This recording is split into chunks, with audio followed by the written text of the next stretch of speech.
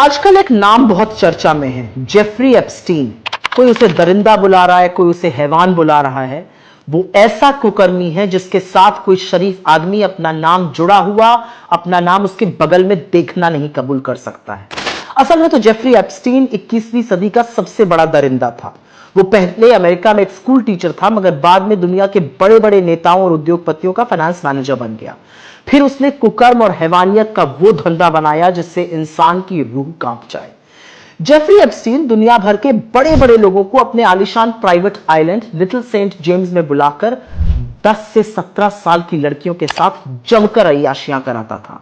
मेहमानों को ले आने ले जाने के लिए उसके पास प्राइवेट जेट और हेलीकॉप्टर भी मौजूद थे।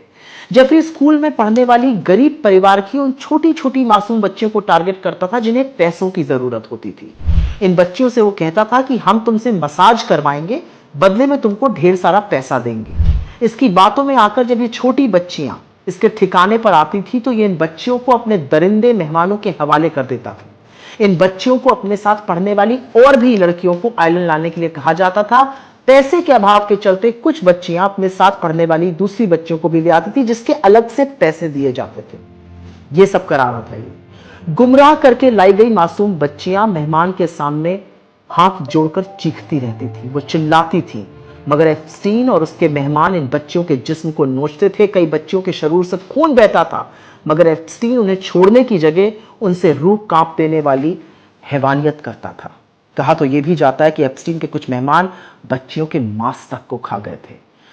यह भी खबर है कि हैवानियत के दौरान अगर किसी बच्ची की मौत हो जाती थी तो उसके लाश को उसी आइलैंड पर सल्फ्यूरिक एसिड डालकर जला दिया जाता था, ताकि ना बच्चियों की बॉडी के कोई सबूत मिले, ना ही दरिंदगी का कोई प्रमाण सामने आए। 2005 में अमेरिका में एप्स्टीन के खिलाफ एक मुकदमा शुरू हुआ जो 2008 तक चला, जिसमें इसने छोटी बच्चियों के साथ दरिंदगी को कबूला। इसे जेल भी हुई, मगर बड़े बड़े लोगों की कृपा से कुछ ही महीनों बाद यह जेल से रिहा हो गया और वापस आकर इसने फिर से हैवानियत और दरिंदगी का व्यापार दोबारा से किया। फिर 2018 में मायामी हेराल्ड ने इसके खिलाफ एक रिपोर्ट छापी, द परवर्जन ऑफ जस्टिस। इस रिपोर्ट में बताया कि 2008 की डील में पीड़ितों को न्याय नहीं मिला था, जिसके बाद यह मामला फिर से खुला। जुलाई 2019 को एप्स्टीन को न्यूयॉर्क में फिर से गिरफ्तार किया गया। उस पर फेडरल सेक्स ट्रैफिकिंग के चार्जेस लगे। जांच में उसके घर में सैकड़ों लड़कियों की, छोटी छोटी बच्चियों की न्यूड तस्वीरें और नामचीन लोगों से संबंधित तमाम डॉक्यूमेंट्स मिले।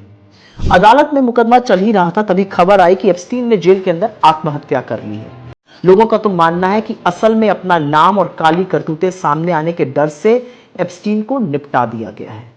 अगर जेफरी एप्स्टीन मरा ना होता तो अब तक न जाने कितने शरीफों की घिनौनी असलियत दुनिया के सामने आ जाती। लेकिन एक सच ये भी है कि अमेरिका के डिपार्टमेंट ऑफ जस्टिस ने अभी तो सिर्फ 30 लाख जो ईमेल सार्वजनिक की हैं, उसी से दुनिया भर में हड़कंप मच गया है।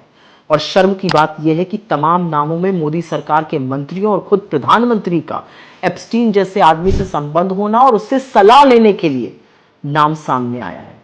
इससे ज्यादा शर्मिंदगी की हमारे देश के लिए, इस दुनिया के लिए कोई और बात हो सकती है।